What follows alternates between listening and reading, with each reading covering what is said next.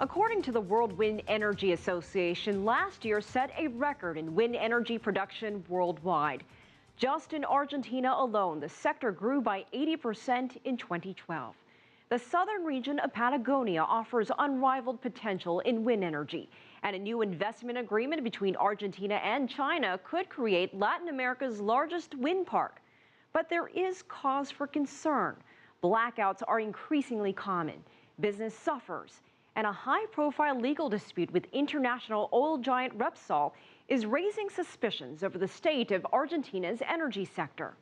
Contributing correspondent Joel Richards looks into what's at the crux of the country's growing crisis.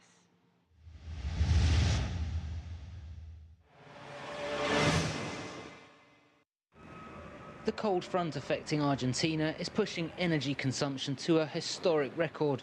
Some are worried that the fragile system could collapse, with power cuts already reported in some areas of Buenos Aires. And it's not the first time. Factories like this one, working in the ceramics industry, have been forced to stop production because of blackouts. Diego Martinez says it's becoming a serious issue for the company. The problem we've been having with energy supply is that more and more often we have power cut. When there is a power cut, the machines ruin the rollers. The mold cannot be saved.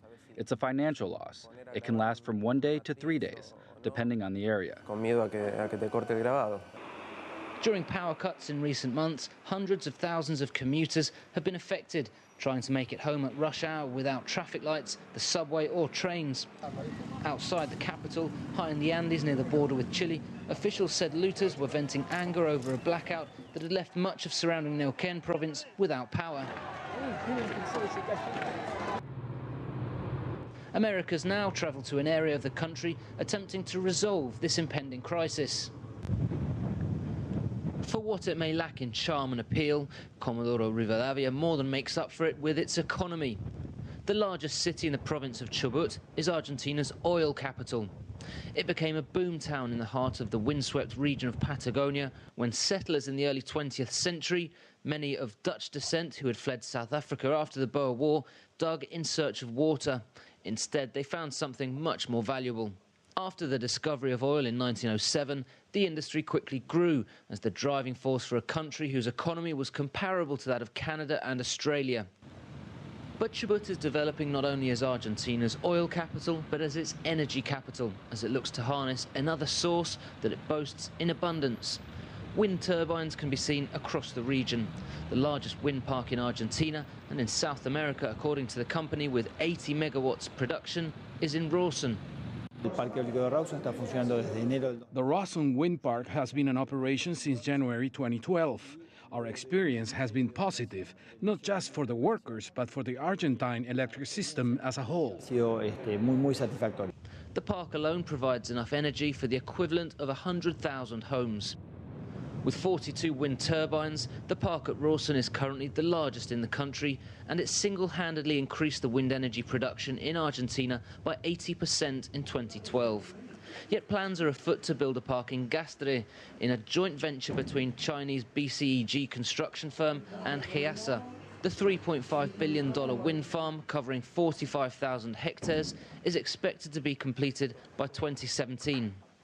This is a 1,300 megawatt wind energy project. Sustainable energy sources in general have the potential to grow 1,000 megawatts every year for the next 10 years. So there is space to grow here in this country, but also in the region. Argentina is looking to diversify its energy production. Come 2016, by law, 8% of its electricity demand must be met by sustainable energy resources. And with 70% of the country believed to have potential for wind energy, it's one sector that should enjoy growth in the coming years. Yet while analysts are optimistic for the possibilities of wind energy production, it may not be an easy transition. There's difficulty in finding investment. There are also many signs that maintenance of those wind parks already in use is not straightforward. In 2001, when the country defaulted on its debt, leading to an economic crisis, electricity tariffs were frozen to kickstart growth, which has since averaged at an annual 7% over the past decade. As millions were brought out of poverty, the middle class grew, and with it the demand for electricity. But without the necessary investment, the grid has simply been unable to cope, with blackouts, particularly in the hot summer months, becoming increasingly common, affecting millions. And there were even reports earlier this year of a blackout affecting the government house, the Casa Rosada. While there are moves to make sustainable energy resources a larger part of the equation to meet energy demands, oil is still the deal breaker. Despite strong support in Congress, the nationalisation of the country's oil producer YPF, taking control of Repsol's shares, sent a strong sign to foreign investors. Nationalisation of YPF was viewed as an enormously popular decision at home and as part of the government's drive to increase energy production for the internal market. At the 90th anniversary of YPF just last year, Cristina Fernández de Kirchner said how important carbon-burning fuels are to the economy. We have offered incentives and have invested heavily in alternative sources of energy. They are much more expensive than non-conventional, but also they do not have the volume that is necessary to maintain growth, not just in Argentina, but around the world. YPF's nationalisation sent a strong signal abroad. Foreign investors began to think twice about Argentina. And while YPF signed a $1 billion deal with Chevron this month, the problem often mentioned by the wind energy sector is that of finding finance. So just what is the situation in Argentina?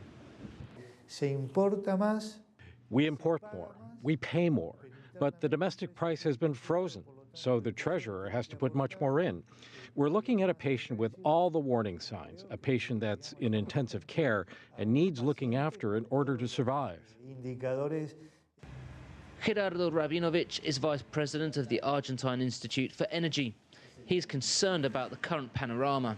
He says that given the levels of production, imports are rising dramatically, and the country is vulnerable to climatic factors such as a hot summer, which leads to rise in consumption, and in turn, severe blackouts. Experts say the government must take action immediately to address the energy deficits because of the effect that it has on the economy. Meanwhile, those in the wind energy sector say that they have a resource that could play an important role in developing Argentina's energy production. Wind technology produces new energy fast. The country needs to increase its production. Sustainable energy technologies like wind energy, without a doubt, will be important once the financing problems can be resolved. Wind farms may well help, but Argentina is still some way off resolving the urgent issue of securing its energy production and make power shortages a thing of the past. That was Joel Richards reporting from Argentina.